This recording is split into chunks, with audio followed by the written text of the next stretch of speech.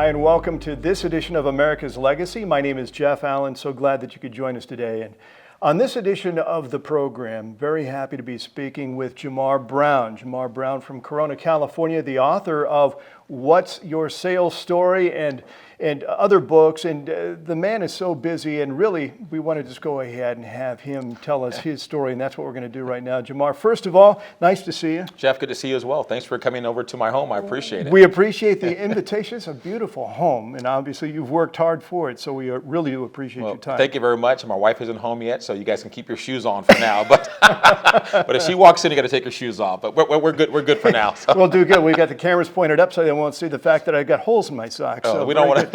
So there we go. All right. Well, JaMarr, really appreciate the time because you do, in fact, have a really tremendous story to tell. You're somebody who's very, very busy now, but you know all of this has just a fantastic setting. I mean, going back in your life, you have been inspired of the entire length of really throughout your career and growing up as a young person. Let's take us back now. Let's go back to the beginning.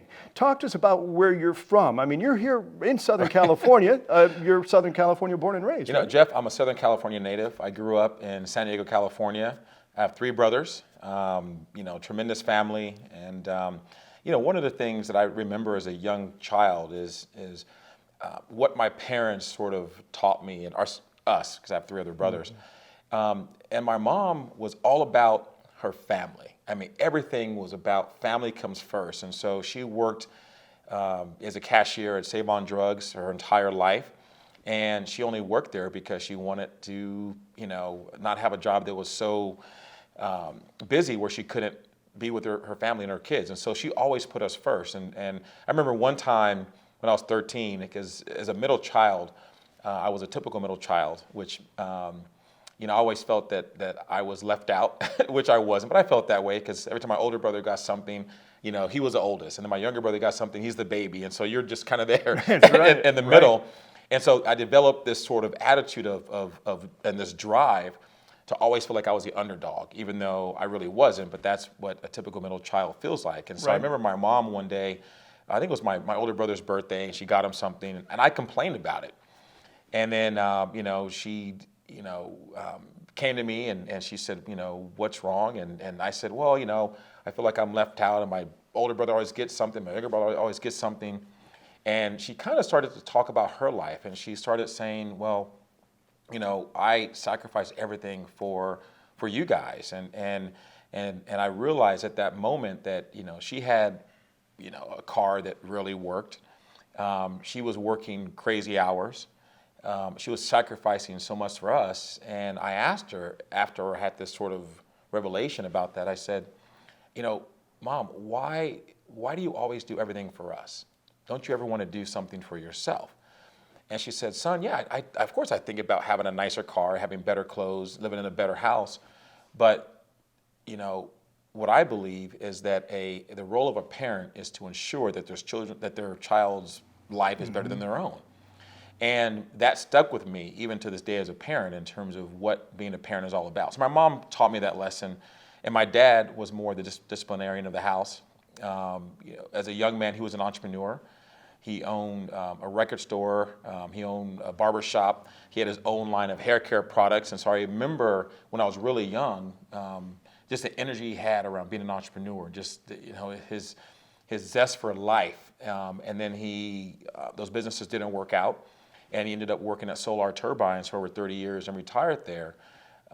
But throughout his whole life, he always taught us the importance of education and the value of reading and learning. And when we would get in trouble, he would make us read a book. You know, when we would have friends over, he'd do things like ask us, what does a certain word mean?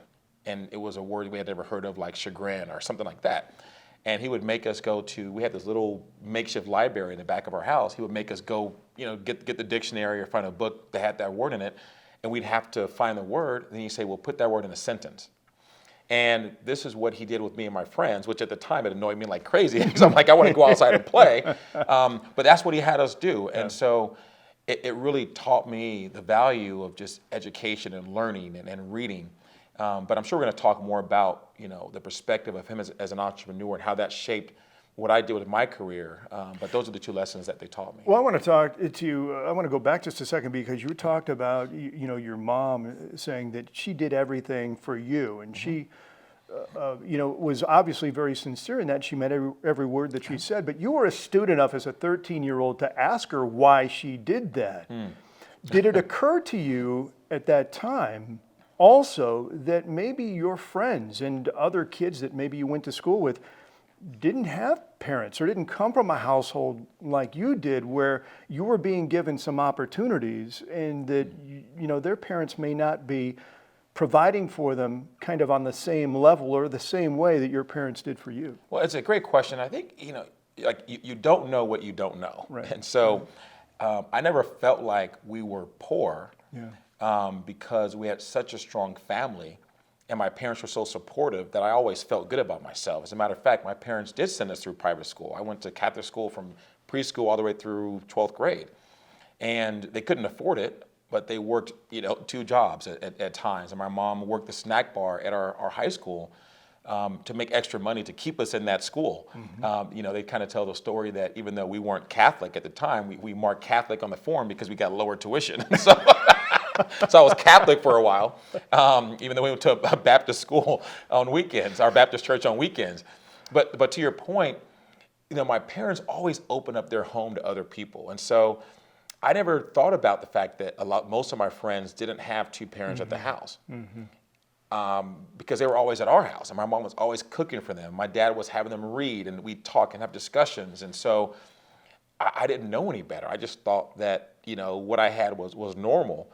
Looking back, I realized how abnormal it was to have 2 parents who were that dedicated to their kids in the household, who did all those things for other kids in the neighborhood. But at the time, I just thought that's just how life was. Did you like school? I did. I had a lot of friends. Here's another thing that's interesting about my background. I grew up around a lot of different cultures. And so in school, mainly in the Catholic school, it was probably about 85% Hispanic. And so I grew up really deep in the Hispanic culture. I mean, I've danced in quinceañeras. I've been to so many different events and cultural festivities and things like that. And so that was like a second family to me. Man, you had an early appreciation for that sort of thing growing up, and you never probably questioned it very much. Never questioned it. To me, it was like, everybody's equal and you can celebrate everybody. And so I never thought any different. My neighborhood was predominantly African-American. And so, I had African-American friends and same thing. We got along and had a great time. And then when I got to high school, it was probably about 80% Filipino. And so I was exposed to the Asian culture. Then in college, it was, predominantly white. And so to me, life was just full of appreciating everyone and not looking at people any different. And so the reason why that's important is because that made me appreciate school, because I didn't think about, a person's race or color. It was just, hey, these are people that I get along with, and I love going to, quinceañeras, and I love going to, Asian events. And so because I had that much appreciation for other cultures, it made school fun for me because I got along with everybody.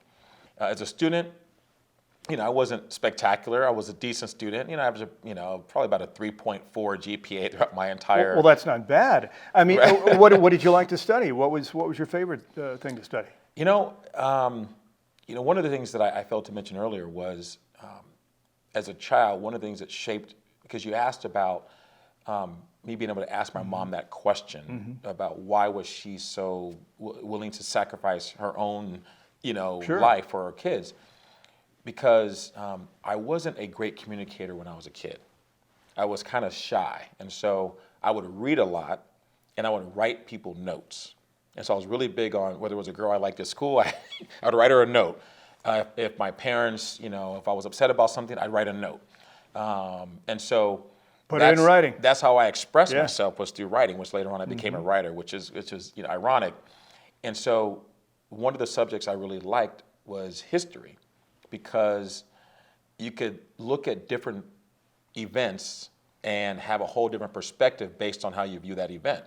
And I realized that, usually, the person that writes the book on history usually is the person that won the war or won the battle. Right. But there's so many other stories and perspectives that fascinated me. What about the people you don't hear about? What about, if there was a war, you hear about the people that won, but what about, the 800,000 people that died in the war? That's 800,000 stories of people that have never been told because they didn't survive. And so to me, that was fascinating. So history was a subject that fascinated me. At one point, chemistry, I thought I wanted to be a chemist. Until I failed the final. And so that kind of went out the window. But another subject that really interested in me was business in the sense of creativity. And so like advertising, and I would love to watch TV commercials, and then we'd have business classes where I would sort of relate what I was learning in business to what I saw on TV. And so things like that were really interesting to me. So did you take that and follow through with that in college, or did you take and do something else once you got into the college level? Well, I was when I was finishing high school, and fortunately I was a really good student. 3.4. I'm good enough to get into all the colleges I applied for. UCLA, USC, Cal Lutheran, San Diego State. Sure. I was also a really good athlete in football, baseball, and basketball, and so I had scholarships to play football and baseball at different schools. And USC, I wanted to be a Trojan. That was my dream school. But I also got into a school called Whittier. And the only reason why I applied to Whittier was because a coach from a rival basketball team I played against called my family one night and said, has JaMarr selected a school yet? My dad said no. And he said, well, has he looked at Whittier? And so my dad put me on the phone, and the gentleman said, have you looked at Whittier College? I said, is that a junior college? I'd never heard of it. Right. And he said, no, Whittier it's a great school. Richard Nixon went there. Rhodes Scholars have gone there. Blah blah blah. And so I applied just because he, told me about it. Right. And so I applied to Whittier, and I got into Whittier. And so my dad and I went on a college tour to look at the different schools I got into, Cal Lutheran and so forth and so on. But my mindset was on going to USC, and I had a partial baseball scholarship to go to USC. So we go to USC in the morning, and I'm ready to sign on the dotted line to go there. And then my dad said, well, you made a commitment to go see Whittier, which was an afternoon appointment. He goes, before you sign, I think you should, honor your commitment and go to Whittier. Unfortunately, both schools are in Los Angeles, so it wasn't like they were different states. So it was like an hour drive to get to Whittier. And so I reluctantly said, okay, let's go to Whittier. And the second I got on campus, it just felt right. Yeah. I don't know what it was, Jeff. I mean, just the energy, the people, the vibe, the friendliness. Sure. And it just, something told me, JaMarr, go to this school. And so I turned down my scholarship to USC and went to Whittier, which is a Division III athletic school. They don't give scholarships. And so I had to take out, at the time it was $22,000 a year, which we couldn't afford. And so I had to take out student loans. I had to sign up for work study. And I walked on to the basketball team, which was my worst sport as a 5'11" guy. Yeah. And then, so it made no sense, Yeah. except for the fact that it felt right to go there. Yeah. And how did you do? I mean, you said that basketball wasn't your sport, but I Yeah. mean, did you play? Did you get many minutes? You know what? I started. I was a starter on the back. There was a JV and a varsity team, so I was a starter on the JV team. We actually won. We came in like our first place our first year, and second place our second year. So we had a lot of success. Sure. But it's funny. I found an old video of me playing. And I also was sent a video of me playing football in high school, and I got a video of me playing basketball in college. And so the football video came in first, and I was showing that to my daughter recently, and I was a stud at football. It was like ridiculous. And then I'm looking at the basketball, and I'm like, the basketball tape, and I was literally embarrassed. I really wasn't that good. In my mind, I thought I was. Yeah. But the fortunate thing about Whittier was that it was such a small school. Right. It allowed you to get involved in things. And so I wouldn't have been able to play basketball anywhere else. To say I was a college athlete is a phenomenal thing. I actually earned a Scholar Athlete Award because my grades, I made the dean's list like my sophomore year, and I was playing basketball, and so the school gave me an academic scholarship, a Scholar Athlete scholarship, which helped out big time in tuition. And then I just, after my sophomore year, some students approached me about a program called Inroads. And, I said, what is this program? And they said, what do you want to do with your career? And at that point, I was thinking, well, things just kind of work out in life. And to that point, I hadn't really had any failures. I think that was Yeah. really kind of my next question, because a lot of people will use a JC or a community college to get their general ed out of the way, and then they'll take that and use that as a stepping stone to go into a 4-year university, and then they can take and focus on their career a little bit more. Right. You had an interest in advertising marketing in high school, and then you went into Whittier. You felt real comfortable. Was there a point there when you started to have kind of an idea about what you wanted to do, and these other students that you met, were they able to help play a kind of a role in taking those first career steps? Absolutely. I mean, I knew I wanted to be successful. At what, I wasn't sure. I just figured, I was a business major, marketing minor. I just figured that life would work out. And then these students, they were upperclassmen, came to me and said, JaMarr, have you heard about Inroads? I said, no, I haven't heard about it. What is it? And they said, well, it's an internship program where, for minority students, where if you have a certain GPA, you can apply and you get in, and they give you all this training on corporate America. And you can interview with Fortune 500 companies for summer internships. And then with the idea that as you graduate, if the internship had gone well, then they would hire you full time. And at the time, I said, well, sounds interesting. How do I get in? They said, well, you have to apply, and then we have these Saturday trainings. And as I was a freshman in college. Saturdays were recovery from Friday night, right? And so I said, no, I'm not going to apply. And so I didn't apply that first year. And then they came back to me my sophomore year, and they said, JaMarr, you have to apply to Inroads. And I said, I don't want to do this Saturday thing. And they said, well, how do you expect to be successful? And I said, well, things are just going to work out. I said, no, life isn't like that. You need people to open doors for you. You have to be in the right position so that people know who you are to get the right opportunities. And once again, because at a young age, I had been taught the importance of listening, that stuck with me.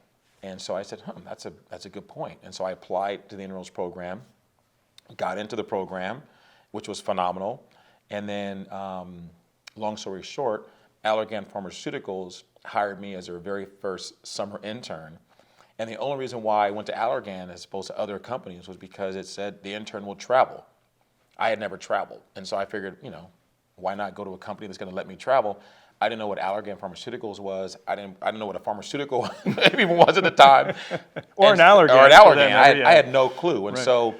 And then there's the story from there gets absolutely phenomenal. But that's how I got my internship at Allergan. And this is really an important place really to kind of jump off and take a deeper dive, really, because Allergan plays such a phenomenal and vital role in your history, in your story. Tell us about when you were hired on by the folks at Allergan to take a position with the company, your first paid position with them. Yes, absolutely. Well, and so I remember when I got the offer from Allergan, I was really excited. And they said, well, your manager will give you a call. And so it was like an early Friday morning, I don't know, 7:30 in the morning. I'm still in the bed sleep. The phone rings. And the person goes, can I speak to JaMarr Brown? I'm like, this is him. and she goes, well, this is Jane Wolf with Allergan. I'm like, oh shit. And so I perk up out of bed. I think I had a bottle of water splash my face to wake up. And I said, and she goes, well, congratulations on getting the internship, with Allergan. And she goes, I'm going to be your supervisor for the summer. She goes, I'll send you an email with the list of things you're going to do and the whole outline. Really excited to have you on board. And then she asked me a question that shaped my life as a leader. Because at the time, I was expecting to go there and do whatever she told me to do. I was willing to go in there and work, overtime, work crazy hours. If she said get water, make coffee, collate papers, I didn't care. I'm like, this is a great opportunity. But when she asked me this question, it shaped everything for me. She said, well, I've told you what I want you to get out of this internship, what your plan is for the summer. Because what do you want to get out of it? You weren't even prepared for that, were you? I had no clue. Yeah. I said, whatever you want me to do, I'll do it. And she goes, no. She goes, I want you to really think about what you want to get out of this, because success for me is not just what I get from you, is what you get for yourself. And I was like, man, are bosses like that? Not all of them. Not all of them. Well, Yeah, I came to right, find out that right, no, yeah. but That's right. and so and she said, oh, she goes, take some time and just think about what you want to get out of the internship. Send me an email and we'll put together a plan. And so what I did was I thought, well, I want to learn, and so I said I would like to meet as many people as possible and schedule interviews with them. And so she put together a list of about 20 people, from the CEO down to the associate director of marketing. And she said, JaMarr, here are their names. She goes, it's your responsibility between now and the end of the summer to schedule 30-minute informational interviews with them. And I said, fine. And so I went into the internship. I did all kind of copying, collating, running around, but I would schedule these interviews, and I was sitting down with the CEO of Allergan Pharmaceuticals, asking him questions about how he got his position and how can he help me. And it was absolutely amazing. It's unbelievable, but I don't think that anybody who has ever really tried or given any thought to talking to people with a company that they'd like to be with, or maybe even one that they're not even sure about, that they're not familiar with, how difficult it is to land opportunities like that, just to talk to people in positions of influence. And you had basically handed on a silver platter, here are the names of all of our top officers of the company. You get in touch with them, sit down with them, and have these informational interviews. Would you consider that really kind of your leg up in as far as getting in with the company on a permanent basis at that time? Did you even give that any thought? No, all I wanted to do, honestly, Jeff, was to do the absolute best I could. I wasn't really, thinking how great of an opportunity it was, or I was thinking if I go in there and do the best job I can do, then we'll see what happens. And so when she said, what do you want to get out of it? It triggered a thought in my mind, well, wow, I want to get a lot out of it, but I also want to make her proud. And so when I go into these interviews, I need to make sure I'm prepared with the right questions so that they can say, wow, Jane, great hire. JaMarr is special. And so it wasn't about me. Right. It was about making her proud and then learning. And so, but that ability to do that, I think, really goes back to the fact that how I was raised. I was raised by parents who said, always go out and feel good about yourself. Always go out with confidence. So what did you get out of that internship then? How did that change your life? Well, the first summer, two things changed my life. One was I got the chance to have the door open into what it was like to be a corporate executive. I speaking to the CEO and by speaking to the head of marketing and the head of sales. And so it really gave me a broad perspective on corporate America, which it inspired me. The second thing that happened was, because it was a sales internship, and so I got a chance to sit in on sales training classes. And I was just inspired by the salespeople. The way that they were able to talk so clearly and just they were so motivated and passionate and they dressed so well. And I wanted to be like that. Yeah. And so watching them and being in class with them for 2 weeks at a time inspired me. And it was funny because at one point they said, JaMarr, would you like to try to role play? And I tried and I failed miserably, because I couldn't really even say these technical names of these right. products, right? Sure. And thankfully they were just very patient. I said, what do you like? What do you like? I said, well, I like basketball. They said, well, what's your favorite basketball shoe? I said, oh, Jordans. They said, well, do you like Jordans better than Converse? I said, sure. I said, well, you sell us Jordan shoes versus Converse. And so when they were selling their technical medical products, they would have me go up in front of the room and sell, this shoe versus that shoe. Yeah. And one of the things about that experience, what I think is really important, is I was treated so well there. I never felt like an outsider. Even though my first day in the internship, they had business cards for me. I had my own cubicle. People came up and said, welcome to the company. And so I thought that was what corporate America was all about, where everybody gets along, everybody supports everybody. Right. And if you do a great job, then you get recognized. And so that's how that first summer was. It was absolutely amazing. And then they invited me back to come back the next summer to actually take on a sales territory.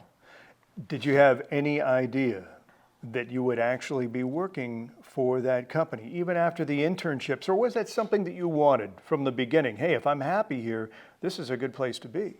I was hopeful, yeah. But I never took it for granted. I never thought, well, my boss likes me. I've done a good job so far. They're going to hire me. I never looked at it that way. I looked at it as I'm going to go in every single day, do the absolute best I can, and hopefully it will work out. And so when I was invited back the second summer, as a 19-year-old kid, they basically gave me a list of 65 optometrists down in San Diego. They said, we want you to go down there this summer and sell this contact lens care solution they had just launched. You're 19. I'm 19 years old. Okay. And they said, go down to San Diego and sell this product.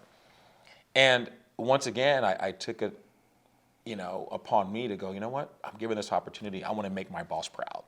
I want to go out there and do the absolute best, that I could do. And so I had a company car, had an expense account.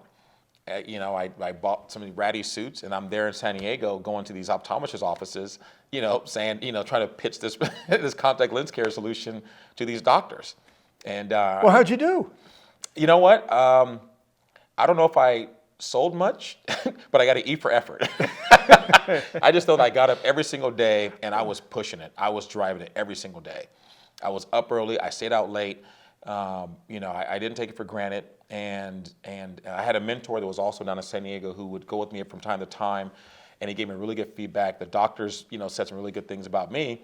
So it all worked out. And then at the end of that summer, my boss came to me and said, JaMarr, it was a summer before my senior year of college, said, JaMarr, we'd like to give you a full-time offer to join Allergan when you graduate from college. Wow. Now, do you remember how you felt at that time? And you remember that call that you made to your parents after you got that offer? It was one of my proudest moments of my whole life, because knowing that, my parents had raised me in a way that allowed me to go through that internship program, to get into this corporate world that they had never been exposed to themselves. And their son went in there and did a phenomenal job and then got an offer to join a company, which I didn't know how big Allergan was at the time, which turned out to be one of the most successful pharmaceutical companies in the world, was just incredible. Another thing that really inspired me was the fact I would be able to now help my family, because I got a great offer. I was going to get bonuses, and I would be able to, help my family do different things financially. And so it was one of the greatest moments of my life. So, JaMarr, given that your folks are really excited, you're excited. Were you a success right off the bat? Let's talk about that. You know what? Here's what's funny about that. For some reason, my ego kicked in. And I went from the lessons I've been taught about being humble and working hard and all those things to, now I've made it. I've arrived. I'm God's gift to sales, because one of the things we didn't talk about was at Whittier, I was also Black Student Union president and student body president. Dean's List, played basketball.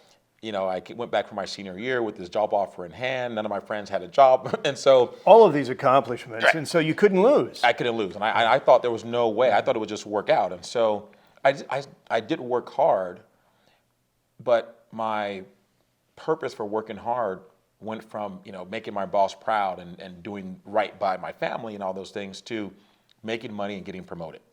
And I remember a conversation I had with my mentor from Inroads right before I started with Allergan, and we had lunch, and she said, JaMarr, congratulations on your offer with Allergan, and she said, what do you want to do with your career?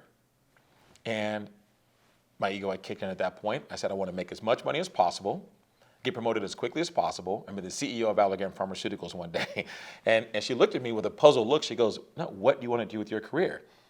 And I thought she didn't hear me. And so I said, I want to make as much money as possible, get promoted as quickly as possible, be the CEO of Allergan Honest Pharmaceuticals answers, right? one day. Sure, Yeah. sure. And then she said something I'll never forget. I've told this story 1,000 times, because she said, I'm not asking you what you want to do.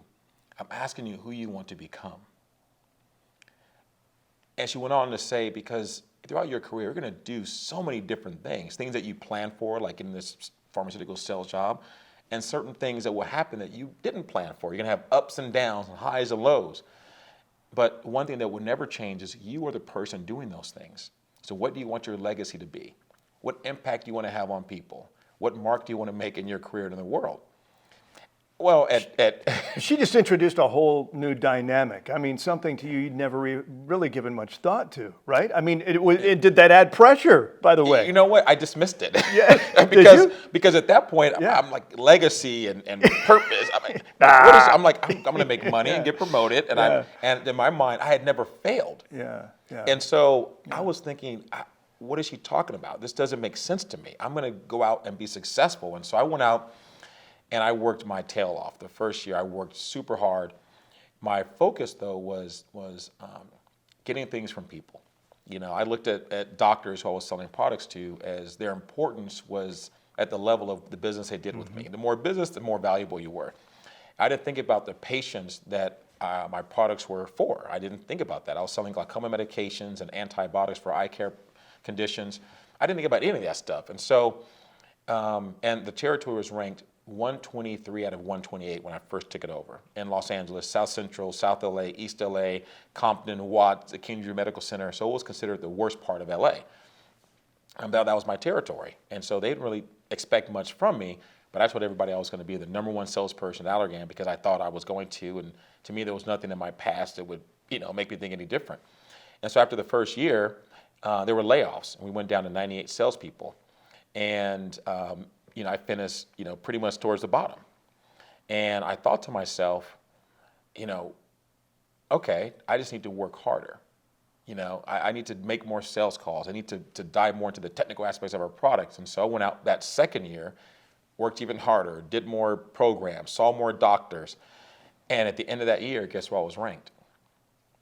Is it probably closer to the top, right? I would imagine. No, you weren't. Okay. I was 91 out of 98. Well, you weren't. You were 123 out of 128 before, so 91 out of 98. That's not moving up. Well, but remember, there were layoffs. That's true. We went down to 128 down to 98. So forgot about the layoffs. Yeah. So I literally hadn't moved in 2 years.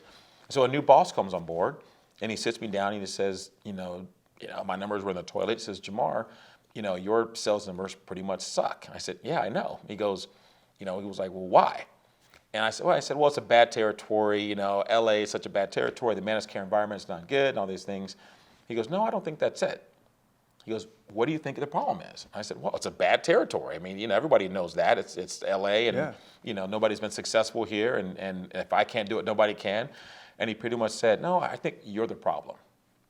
I don't think you're cut out for this company. I don't think you're cut out to be in sales. And did your stomach drop at that? Your heart and everything just kind of drop about 5-6 feet at that point in time? Or did you just kind of blow that off? This guy's crazy. He doesn't know what he's talking about. Well, no. I mean, at that point, I realized I was a failure.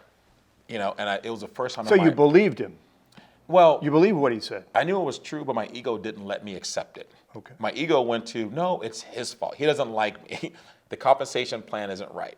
The territory is a bad territory. And so I went to all those areas because I was protecting myself from the truth, which was, no, I was the problem. So there's a lot of rationalization going on using all these other reasons for the failure. Yes. And so he was forcing you to kind of look internally, to kind of internalize this stuff. But I mean, at what point did you finally think, maybe this guy's right, or maybe I need somebody else's perspective? Well, I didn't. I mean, what happened was, I didn't really get a chance to say much after he said I was burned out because he gave me a written warning and said, sign this. If you don't improve your sales results, you're going to get fired. Yeah. And that was pretty much the end of our discussion. So I walked out of that meeting pissed off. I walked out of that meeting not liking him even more. And I say that, but he was actually, one of the best people that ever come into my life because he told me the truth and forced me to look myself in the mirror. And so he was actually a great mentor of mine. I just didn't see it that way at the time.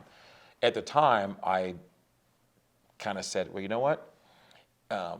If Allergan doesn't want me, if my boss doesn't like me, if the territory is that bad, then I'm going to leave Allergan. And did you start looking around? I started looking around. I did a number of different things. As a matter of fact, the book I wrote, What's Your Sales Story, gives a whole story. So I won't tell you the whole story now. But I applied for my master's. I thought I would just, go back to school. And guess what? I didn't get in. Another failure. I thought I would go into, radio and television. I went to KGLS radio station and looked at getting a job there. Guess what? Didn't get hired. I looked at opening up a restaurant at one point and then realized, I don't have what it takes to open a restaurant. I started a public access television show and then realized that, and I wasn't making any money.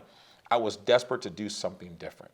I even applied with a company who was a competitor to Allergan for a position selling the rival's product in the same territory. And I remember that when I went for the interview, the person pretty much said, what are your rankings at Allergan? I couldn't lie. I said, well, they're at the bottom. He said, well, why? I said, well, because it's a bad territory. He said, well, how do you expect to sell this product in that same territory if you can't sell that product? I'm like, I hadn't thought about that. so needless to say, I didn't get the job. Honesty killed that opportunity, really, for you, Yeah. I should have lied. Next time, just go in a little white lie. I have a hard time not being honest. No, I understand that. But so anyway, so I was at a very low point. I was at the lowest point of my life at that point. So what changed? I mean, what was it that happened that all of a sudden sent you in a different direction? Because, I mean, did you consider yourself at that point kind of having hit bottom? I was rock bottom. Okay. Yeah, I was depressed. I call it a professional depression.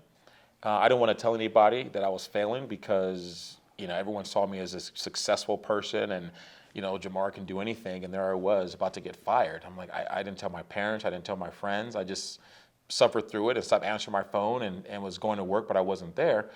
And then a couple of things happened. One of the things that changed was the VP of sales came out to work with me. And I literally thought he was coming out to take my keys and fire me. That's the VP of sales at Allergan now. At Allergan. You're still there. Still at Allergan, Okay. right. Still at Allergan, still 91 out of 98 with a written warning about to get fired. And so usually when the VP of sales would come out to work with somebody, it was, either promote them or fire them. And I knew I wasn't getting promoted. So I was ready to get fired. So I picked him up from the airport. We drove to like a coffee shop and he started asking me, I said, JaMarr, your sales number is pretty much in the toilet. Why is that? And I went into my whole diatribe about, well, it's a bad territory, it's LA, blah, blah, blah. He goes, no, whose responsibility is it? I said, well, it's a bad territory. I mean, the managed care thing is not right. The compensation plan is wrong. He must have asked me that question 5 times in a row. And I knew the answer he wanted me to give him, but I thought if I gave him that answer, he was going to fire me. So I didn't want to give him that answer. After the 5th time, I said, you know what? I'm done anyway. When he said, whose responsibility is it? I said, it's my responsibility. And he put his arm on my shoulder and he says, now I can teach you something. And the lessons he started to teach me, now that I was open to learning, were absolutely tremendous. And ironically, it was the same lessons I had learned as a kid growing up in San Diego, which was we went to a doctor's office and I was there to sell my products. And I wanted him to help me. And he spent the whole time asking questions about the doctor's family and his life and his business. I'm thinking, why are we here wasting time? I'm about to get fired and you're talking about how many kids do you have? Yeah. And so we walked out, and he goes, oh, how do you think it went? I'm like, it was terrible. I'm like, I'm about to get fired. I mean, I wanted you to sell something. Yeah. And he goes, what school did the doctor go to? I don't know. How many kids does he have? I don't know. How long has he been in business? I don't know. He goes, that's your problem. He goes, you're so worried about yourself that you're missing getting to know other people. If they don't know that you care about them, they're not going to care about you. And so he kept teaching me lesson after lesson. And so that started to open up my whole mind to, wow, that's how I was raised, to do what? Be curious about other people, to listen, to show respect for people, to when you go to somebody's house, you're in their house. And so you take off your shoes, you follow their customs, you learn about them. You build relationships. You build relationships as opposed to making it all about you. Mm-hmm. So he taught me that day.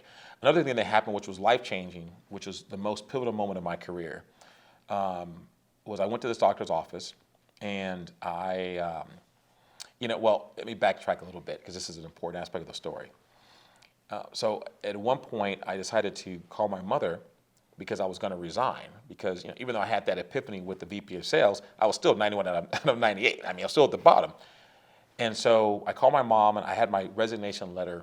It was at that point we had typewriters. We didn't have, Sure, yeah, I remember. Yeah, it was back in the days. Sure, we all used one. We all would. And so I typed up my my resignation letter. And I called my mom and I said, Mom, look, this is what's going on. I'm about to get fired and I think I'm just going to quit.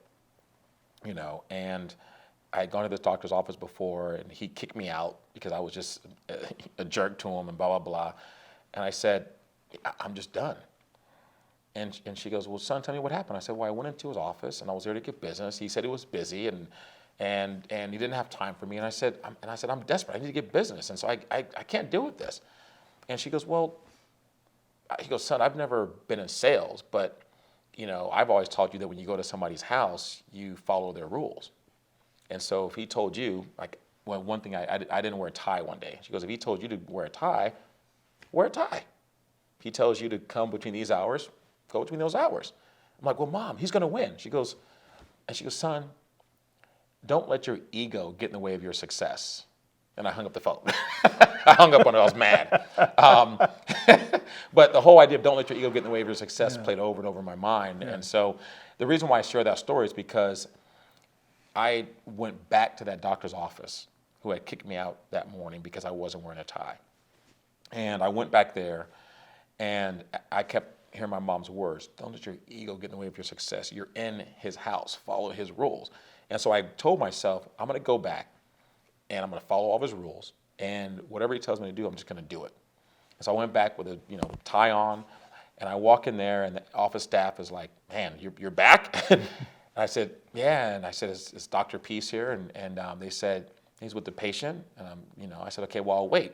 And I hear them like chattering, like, oh, this is going to be ugly. And so he walks out, and he's all, he looks at me. Sees I'm wearing a tie. He goes, the fact that you came back tells me more about your character than anything you could have told me about your product. And he goes, I'm going to give you a chance. If your product works, I'll start using it. Well, I knew the product worked, and then he became one of my biggest customers.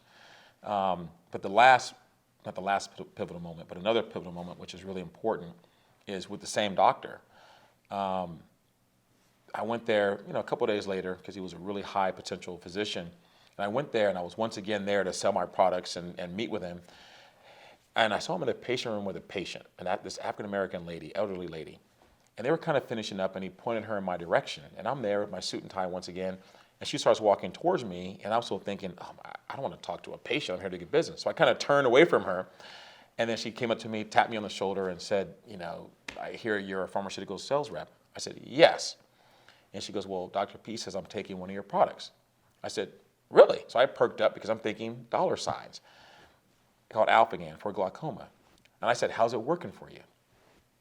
And every time I say this, I tear up because I would never forget that experience. And she said, it's not too good.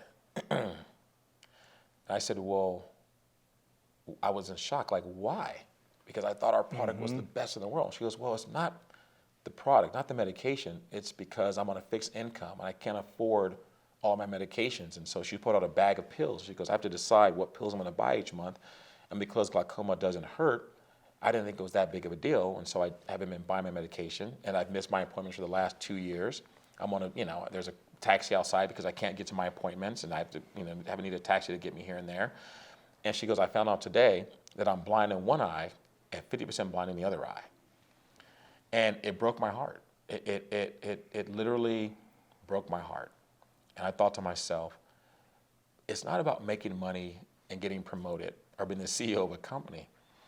It's about helping patients. That's my job. And so in that instant, I changed my purpose, from making money, getting promoted, being the CEO of Allergan, to helping little old ladies. And I was relentless. And there were a couple of things that I started to do that I could have done prior that I didn't. We had programs for indigent patients that couldn't afford medications. They get it for free. Like that patient, Like the patient. But guess what? I never offered the program because it wasn't making me any money. Yeah. I could have supported drug screenings for doctors to screen patients for glaucoma, to help them find out their condition sooner. I never did because I'm like, that's wasting money, wasting my time. And so from that day forward, I started doing everything in my power to better educate myself on the resources Allergan had to take care of patients like that, to look at working in those communities that were devastated by glaucoma, that were really poor, and to help them have programs to identify their conditions sooner, to have better education around the importance of taking their medications, even though the disease doesn't hurt. I became a business person for my doctors because I figured if I can help their business grow, then they can see more patients and use more of the products that can help their patients preserve their vision. Because can you imagine not being able to see your grandchildren because of a condition that was preventable? Right. Yeah. It'd be tough to do. Yeah. It's tough to do. Yeah. And so literally, Jeff, I stopped looking at the sales rankings and the numbers and and this egotistical aspect of sales, and I was all about helping little ladies, helping little ladies, helping little old ladies. And a year later, after being on a verbal warning, being told I was burned out, not got out for sales, so look for a different job, with that change in perspective, I was on stage as the #1 salesperson at Allergan Pharmaceuticals. That's unbelievable. A year later. A year later. And so you're talking about, during the course of that year, you're talking about honing these skills. You're talking about building relationships, putting the patients first, helping doctors to grow their business because you're providing them with products that work, and in finding ways to help the indigent and people who can't afford these products get them so that they can be treated. Absolutely. And in 1 year's time, you're on the stage as #1 salesperson at Allergan. Absolutely. That's absolutely, it's unbelievable. It's mind-blowing. I mean, it's 365 days. I mean, it's not a lot of time to go from essentially, pardon me, worst to first. I mean, it's really what it was. Yeah, well, and the beauty of it is I can't make these stories up, and so luckily somebody recorded my speech of when I won Salesperson of the Year, and I talk about my shift in perspective, how that led to my success. Because here's the deal. Here's what I teach professionals. We can all have the same script, the same process, the same system, but why is one person extremely successful and another person not? Even though they're saying the same words, have the same system and the same script. You know what the difference is? You tell me. Their purpose. Why we do what we do. Is your purpose big enough that emotionally charges people to react to you a different way? And so I'm living proof of that. And I didn't read that in a book. I didn't look at listen to a Tony Robbins audio program and here it is. This is my life. I mean, this is what happened. And so we had the same products. We had the same competition. It was the same territory, the same challenges. Matter of fact, half the customers that literally kicked me out of their office over the course of that 2-year period. So I'm going back into the same customers with the same script, but my heart is different. Yeah. My attitude is different. My purpose is different. And I think they started to see that. And they knew that I was committed to the same thing they were committed to, which is taking care of patients. And the response was, phenomenal. So that's how it happened. But we know that this kind of success doesn't come without some kind of support. And we've talked a lot about you, but I know that, behind every good man, as they say, it's a bit of a cliche, it's a good woman. And of course, we talked about your mom, but you've also got some very special people in your life here. I mean, we're here in your home. Tell us about your family. Yeah, absolutely. Well, it's over the course of my whole career, and I know one of the things that we're probably going to talk about is do I have any regrets? And the one regret I have in my career, because on my tombstone I wanted to read, JaMarr Brown, live life with no regrets. So I am driven to not have any regrets. That's why I do a lot of things that a lot of people may be afraid to do, because I don't want to be someone that says, I wish I'd done this, I wish I'd done that. But the one regret I have is that when I was recruited away from... Sorry, JaMarr. The one regret you have. Okay, really? Oh, so the one regret I have is when I was being recruited away from Allergan. I've been there 13 years, built a phenomenal career. I was a regional sales director, one of 5 in the country. But I started to at that point in time, my daughter was getting older, and it was at a point where I didn't quite know if I wanted to stay there for the rest of my career. Hadn't worked anywhere else, and I wanted to spend more time at home. And so I didn't know what to do, because I didn't have any other perspective around work outside of, hey, you're a corporate executive, do your job, and that type of thing.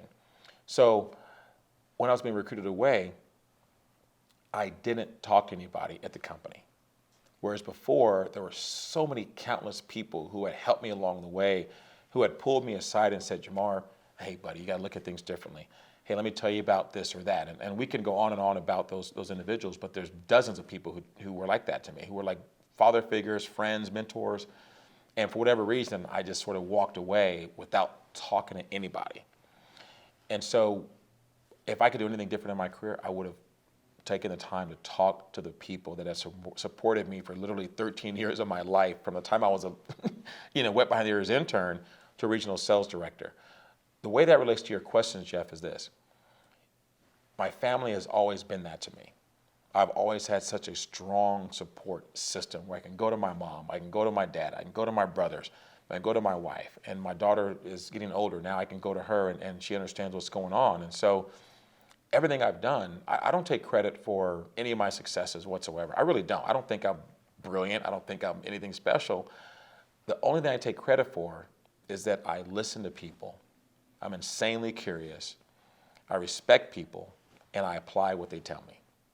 And fortunately, I've been surrounded by so many great people who have told me so many good things that I've listened to and applied, and voila, here we are. So that's really the value of the support system I've had, and I would be nowhere and would not be here at all without that strong family support system. JaMarr, the fact is we could probably sit here and we can probably talk another couple of hours and just be absolutely riveted because you've got so much of your story here that people really should hear, and they can learn more about it in some ways I want you to tell us about. But as we've got only a few minutes, tell us what's next for JaMarr Brown. You've come a long way. You've done a lot of things. You've accomplished a lot. But what's next? Well, I think what's next is based on my two sort of driving purposes in my life right now. One purpose is to help professionals uncover, unlock, and unleash their potential. Because of the success I've had and because of the challenges I've dealt with and what I've gone through, it's given me the perspective to be a bridge for other professionals. And so I'm driven to help other professionals sort of get their ego out of the way of their success, uncover what is holding them back from being the person they're put in this world to be, from having a legacy. And so I'm doing that in a number of ways, in addition to my personal legacy, which is to personal purpose, which is to leave a legacy for my daughter. As you know, because you know me, I've kept a journal for her since she was born, so for the past 15 years. And I have literally maybe 15 volumes of this journal that I write about my life. And so I encourage people to do that. So how is that driving my career? So I've written several books. What's Your Sales Story talks about how I went from last to first place at Allergan Pharmaceuticals. A book called You're Ugly, which is it's a children's book which teaches kids about the power of their minds so that they're not affected by verbal bullying. Another book I wrote last year is called Break It Down Brown, Volume 1, which is all about taking the things that we all deal with in life, whether it's parenting or professional or being a professional, and breaking it down to what is the significance of the things that happen in our lives, like the stories we talked about, where somebody tells you something and you can either dismiss it or you can internalize it and go, what is this really trying to tell me? And so I looked at different things about like that, which is a part of the book, Break It Down Brown. The two areas of focus right now, from a professional standpoint, is being a motivational speaker, inspirational speaker, and the main talk that I give now is called Your Purpose-Driven Career. It's how to connect your purpose to your daily activities as a professional to unlock your potential, which is exactly what happened to me throughout my career. Once I got centered on the patient, the little lady is my purpose, my entire career changed. So I want to help professionals learn their purpose and connect that to their daily activities. The second thing is really around helping people better communicate through their selling. And the program I've written for that is called Selling in Color, which is a 60-page manual which goes through my entire 20-plus year experience in sales and all the tricks of the trade and all the mindsets and the way to get to know a customer story and how to understand personality profiles to help salespeople and sales organizations once again unlock their potential in a huge way. And so I train companies and individuals on that program all the time. I license it to companies, and it's called Selling in Color. So the purpose-driven career is a motivational talk that I'm really focused on. And then from a business standpoint, it's really continuing to launch Selling in Color to help professionals unlock their potential as a professional. And as we wrap up here, if there was just one piece of advice or a tip, guidance that you could offer anybody watching right now who's had a chance to hopefully enjoy this conversation, I know that I have, what would that one thing be to help them improve their situation or maybe their outlook?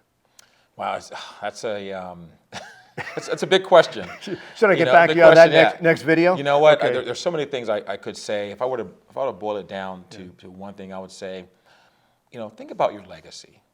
Because that encapsulates how you want people to view you, how you want to treat other people, where you want your career to go, how you want to be seen as a professional, as a person. And so I actually developed a legacy document which breaks down every aspect of my life, and I wrote out how do I want my life to be as a professional, as a father, as a husband, as a friend, as a spiritual person, and that's actually available, then we can probably give people the link to download a copy of that. But once you have that, it will define your whole life, and you just wake up every single day and live as close as you can according to that legacy, not looking at what you haven't done, but just saying, you know what, all I have is now. I'm gonna do the best I can each and every single day. I think if everybody does that, then you'll be living the legacy that you can love. And it's never really too late to be able to make those types of changes in order to kind of improve your perspective and improve the direction, go from maybe this way to that way, to the positive direction, head the right way. Absolutely. JaMarr, can't thank you enough. We really do appreciate Jeff, it. thank you so much. It was Great a pleasure. conversation. Thank you. Thank you. You bet. That's JaMarr Brown, once again featured on this edition of America's Legacy. My name is Jeff Allen. Until next time, thanks so much for watching.